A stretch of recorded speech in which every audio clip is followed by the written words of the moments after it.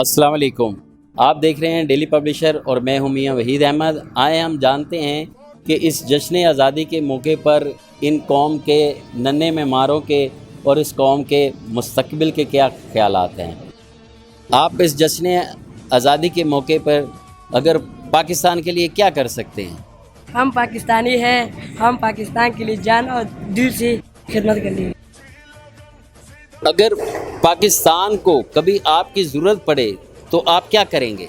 मैं अपना जान कुर्बान कर दूँगी। आपका क्या नाम है? आबिद रहमान। आप इस जश्न आज़ादी पे कौम को क्या पैगाम देना चाहेंगे? मैं तमाम सियासतदानों से गुजारिश करता हूँ कि इस वक्त हमारे मुल्क को एक कौम बनने की ज़रूरत है। जी नाजरीन, आप इस वक्त इन नन्हे बच्चों की, इन कौम के मेमारों की बात सुन रहे थे।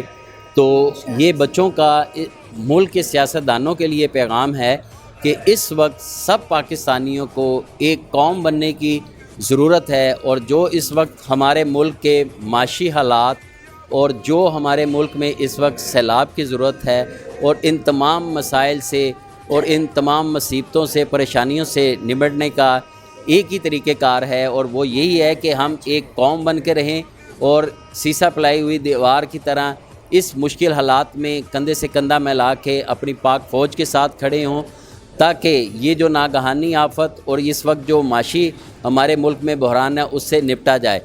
पाकिस्तान